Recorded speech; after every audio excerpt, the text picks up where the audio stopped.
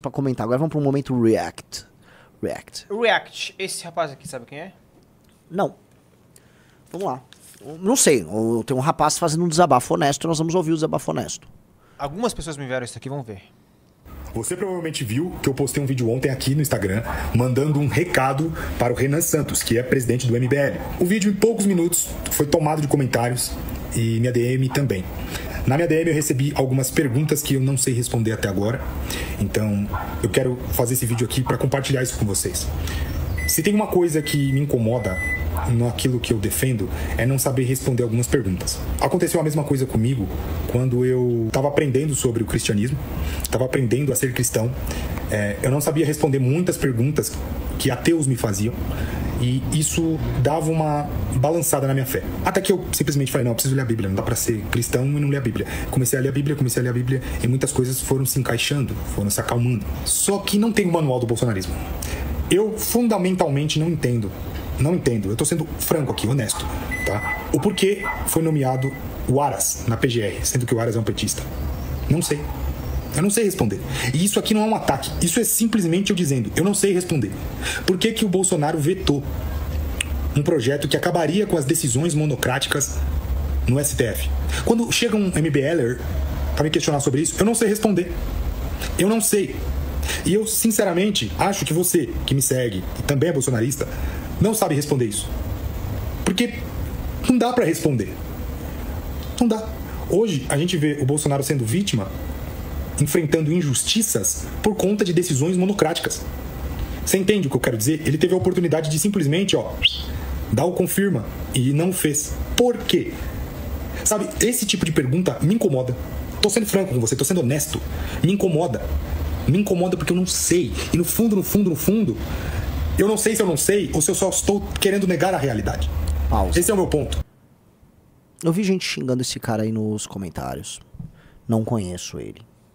Dito isso, se ele tá fazendo uma reflexão aberta e honesta sobre isso, ele tá fazendo quase um raciocínio aberto em voz alta que precisa ser feito por todos os bolsonaristas de boa fé. Se ele tá fazendo isso em voz alta, ele tá fazendo essa reflexão, você me desculpa. Isso é um momento importantíssimo. É a primeira vez que eu vejo um bolsonarista fazendo um exercício num vídeo em que não é uma pregação, você entende?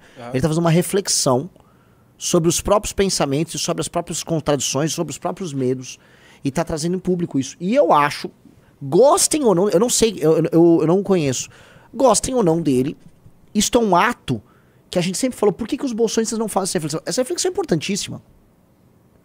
Essa reflexão é a reflexão que, se virar vamos dizer, um processo em cadeia, você muda a direita brasileira. Porque os influenciadores do bolsonarismo não fazem isso. Os políticos do bolsonarismo não fazem. Eles fazem olha aí, anistia, olha o comunismo ali, olha lá o comunismo, cuidado com o comunismo, olha lá. Não, faça essa reflexão, uma reflexão objetiva. Objetiva, porque essas traições do Bolsonaro aconteceram e simplesmente é tabu dentro do bolsonarismo tratar delas. É ótimo o que ele tá falando. Parece que esse cara foi no 20 contra 1 do Arthur. E ele foi como um bolsonarista nesse debate aí. Ah, interessante. Isso tá me perturbando há dias, cara. Porque quando essas perguntas são feitas, eu sinto lá no meu ego. Tá? Eu sinto no meu ego. Eu sinto no ego do tipo assim, cara, eu não quero largar o osso. Responde, Gabriel. Porque é política. Político faz política. Porque ele tinha que fazer isso pra poder governar, sei lá. É honesto? Não sei. Eu fico gladiando com esse sentimento e isso me consome, tá? Eu não vou mentir pra vocês, eu tô consumido. E quanto mais mensagens eu recebo na minha caixa de mensagens lá, é o tipo de pergunta que eu não sei responder. Quando eu debati com o Jones Manuel, muitas pessoas vieram me perguntar o que é doutrinação, Se você olhar alguns dos meus vídeos, tem alguns bots do Jones Manuel retardados comentando lá, o que é doutrinação, Gabriel? Eu sei responder o que é doutrinação. Por isso essa pergunta não me incomoda. Agora, quando o cara me pergunta por que o Bolsonaro nomeou o Aras pra PGR, eu não sei responder. Quando me pergunta por que o Bolsonaro vetou as decisões monocráticas do STF, eu não sei responder. E um monte de outros questionamentos que estão lotando a minha caixa e eu não sei responder. Gabriel, você tá vindo a público demonstrar fraqueza? Horas, ninguém do bolsonarismo, até hoje, conseguiu me responder isso. Conseguiu deixar um modelo de resposta. Mas é verdade o que ele tá falando. Ninguém trouxe uma resposta pra isso. Porque dói demais ter que tratar as respostas, porque ela derruba o mito de que o Bolsonaro é um herói brasileiro, como a galera acredita. O Bolsonaro colocou o Aras na PGR porque isso era parte de um acordo para salvar o Flávio. E esse acordo passava por desconstruir a Lava Jato. E esse acordo, ele aconteceu, porque o Aras e o arranjo novo do STF desconstruíram a Lava Jato. E num período, Riso sabe disso, 1 ano. Foi 1 ano. Final de 2019, só pra galera se lembrar, o Lula já tava sendo liberado. Final de 19.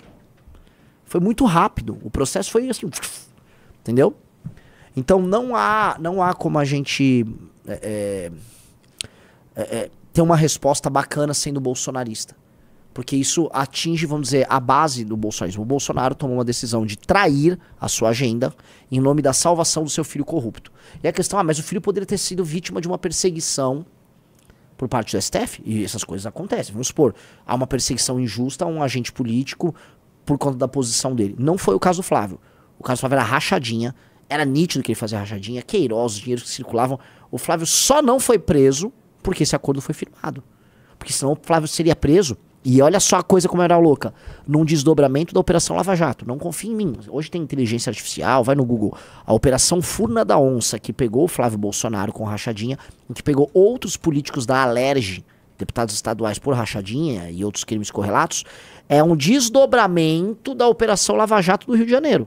Essa aí é a Operação Furna da Onça. Entendeu? Ela é um desdobramento da Lava Jato. E esse desdobramento pegou o Flávio. Então, no fundo, a Lava Jato pegou o Flávio. E aí todos, incluindo o Jair de Bolsonaro, se juntaram para acabar com a operação. E isto, cara, não pode ser dito pelo Bolsonaro, porque isso é um dos maiores tabus do bolsonarismo. Isso é um tabu monumental. Porque prova, 1, que a família é corrupta, e 2, que a família topa trair os valores em nome da sua autopreservação.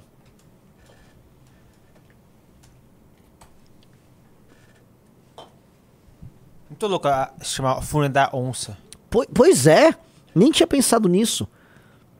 Nossa, né, a onça já estava atuando por nós, né, porque, querendo ou não, a ruptura nossa com aquele governo, clara e direta, foi ali por conta da Furna da Onça, da rachadinha e tal. E havia uma onça no meio, olha que loucura, cara. Olha que loucura. Vamos lá, vamos voltar pro rapaz. Resposta para que eu simplesmente copiasse e dissesse, olha só, é por isso. Tudo que a gente tem porque político faz política. E isso não basta. Isso não basta. Isso não basta. Isso não justifica. E isso me incomoda, tá bom? Me incomoda. Vamos pensar, Brasil. Vamos pensar numa resposta para isso. Posso falar? Não o conheço. Na internet, cara, uma das regras você tem que ficar parecendo forte e assertivo o tempo todo. Ele veio trazer uma dúvida. Desculpa, não conheço o trabalho dele. Eventualmente já xingava, batia na gente. Não tá vindo ao caso. Que esse tipo de reflexão se torne corrente. É uma reflexão a se fazer. O bolsonarismo tem que fazer essa reflexão. A pessoa de direita no Brasil tem que refletir. Porque assim, cara, pensa o seguinte.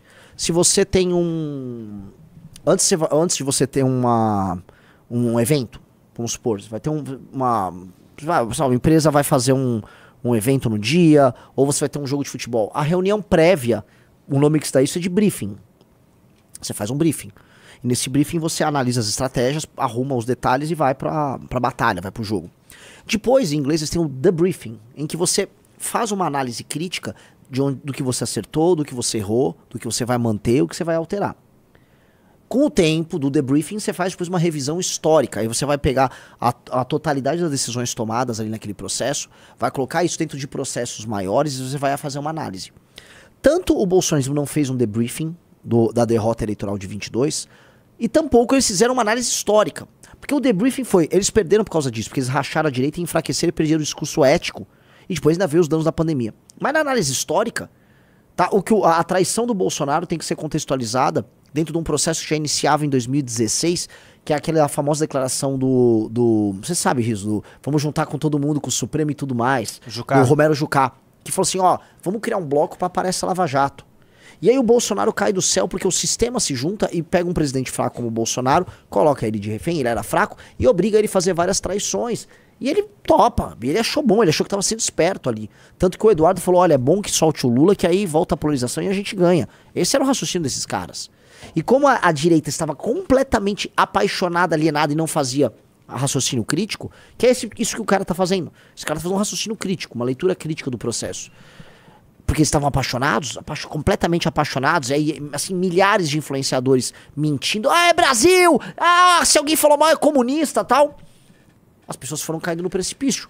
Agora ele tá fazendo essa reflexão. E é importante que muitos o façam. Espero que isso tenha um poder de contaminação e outros tantos também reflitam dessa maneira. Tá? Não o conheço, mas essa reflexão, este vídeo, que tem um caráter reflexivo, merece aplauso. Porque esse tipo de raciocínio, ele expor um raciocínio, pô, isso é essencial. Certo? A ponta a gente tá nisso aí, né? Que acho que é o resultado da pesquisa Quest, né? Maioria quer Bolsonaro e Lula fora das urnas em 26. Pesquisa aponta desgaste com a polarização e peso de voto independente. Governadores mostram força de terceira via à direita. O problema, né, é que, paradoxalmente, esses mesmos governadores, eles precisam, em resumo, do endosso do Bolsonaro para poder ir. Então, eles não são terceira via de nada. Eles são puxa-sacos do Bolsonaro. E eu tô deixando isso claro, né? Se você for pegar, escreve assim, O Tempo, Renan Zema, Missão. Procura ali no YouTube. Eu dei uma entrevista pro jornal O Tempo, que eu tô deixando... Ah, isso aí, nossa.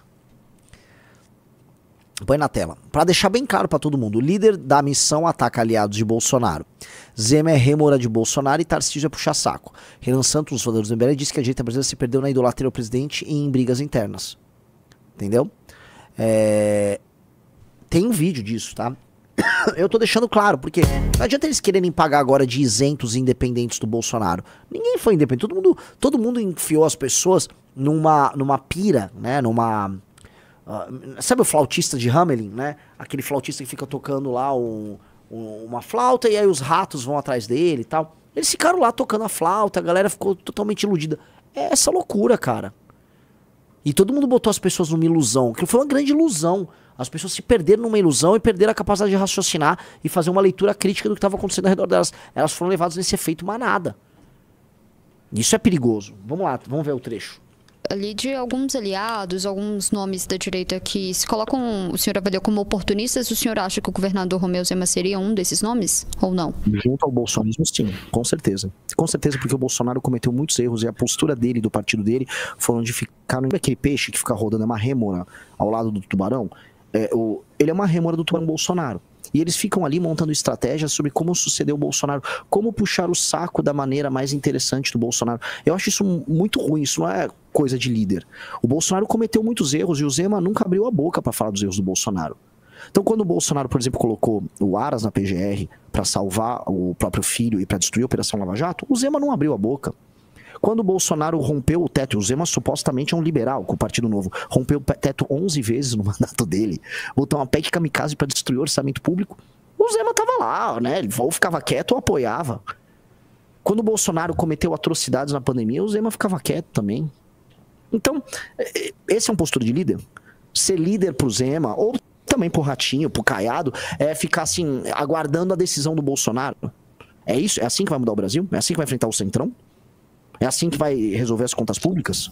Eu não acho isso postura de líder. As pessoas têm que entender isso. Isso é líder. Se líder é isso, a definição de líder foi alterada. Puxa saco virou líder. Então temos agora uma nova definição. O Tarcísio, na avaliação do senhor, tem posição de líder ou não? Pelo amor de Deus, né? Esse aí é o rei dos puxa-sacos.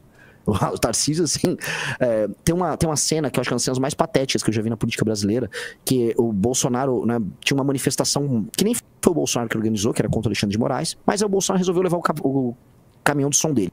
Os organizadores, Superman, inclusive ele quer ser candidato em Minas ao Senado, o Superman, mas parece que o PL não quer mais. Aí esse sujeito Superman, que é aqui de São Paulo e quer ser candidato em Minas, ele ficou com o caminhão do som dele falando e o Bolsonaro foi falar e achou que o Superman tava fazendo muito barulho. Aí o Bolsonaro falou, ó, polícia militar, desliga o outro caminhão de som. Uma das coisas mais autoritárias que você possa imaginar. Aí o Tarcísio saca a mão no telefone enquanto o Bolsonaro tá falando isso e começa a falar com a polícia pra ver se faz alguma coisa. Como é que é? Governador de São Paulo tomando ordem do cara e fazendo algo ilegal com um aliado político. Essa sabugice não dá pra aceitar. Eu quero saber a opinião de todos eles sobre os erros do Bolsonaro, sobre as fraquezas do Bolsonaro. E por que o articulador dessa união desses governadores, né, que é o Zema, tá com o Tarcísio, que tá com o Ratinho, são os corruptos do Kassab e do Ciro Nogueira? A galera que torna o Nordeste o lugar mais pobre no Brasil e faz com que o Centro-Sul pague a conta é a galera que vai articular o plano que vai salvar o Brasil? Entendi. Poxa, me sinto em 1989. Sabe, o Sarney tem um plano. Não dá, cara. Ou a gente muda o Brasil de verdade, é corajoso e muda o Brasil, ou vai ficar repetindo a história e se enganando. Uhum. Tô errado, galera? Que o Bolsonaro entra no poder e com o momento que o Bolsonaro sai no poder, a direita diminuiu de tamanho do ponto de vista do poder. Do ponto de vista midiático, de likes e views, que é basicamente essa coisa meio de influencer que hoje tem a direita, né? A direita tem um monte de influencer. Ah, ela cresceu, né? Ela cresceu, são um monte de Virgínias, né? De luvas de pedreiros. Eu comparo, o Nicolas é a Virgínia e o Cleitinho é o luva de pedreiro aí em Minas. São dois influencers. E aí, né? Eu soube que já tá rodando, a galera tá pistola aí com o que eu tô falando em Minas. Mas, galera, vocês vão eleger o luva de pedreiro governador de Minas? O grande estado das Minas Gerais. O estado que resume o Brasil. O estado do Loborges, pra falar de um herói brasileiro que morreu. Um gênio que morreu. Vocês vão botar um Cleitinho, que, né, eu tava conversando com uma pessoa de Minas Gerais ontem, né? Falou assim, não tem conversa com o Cleitinho. Se você falar uma coisa, eu discordo de você nisso.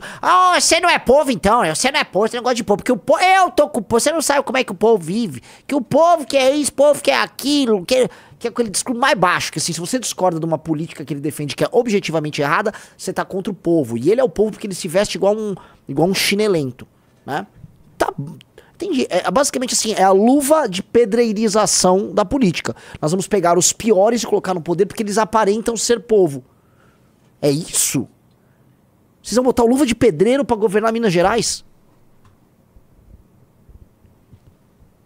Só pra entender, sabe? É isso, é luva de pedreiro. Não, pô. Gente, o povo nem sempre tá certo. Alguém precisa ir pros debates e falar, pô, você erra também. O povo votou no Lula. O povo joga no Tigrinho. O povo faz um monte de besteira. Não existe isso que o povo tá sempre certo. O povo não tá sempre certo. Definitivamente não tá. É isso, mas só uma dica, tá? Minas Gerais está elegendo luva de pedreiro pra governador. É intancável. Isso é uma das coisas mais intancáveis da política brasileira. Um estado como Minas Gerais, segunda maior população do Brasil, um dos lugares...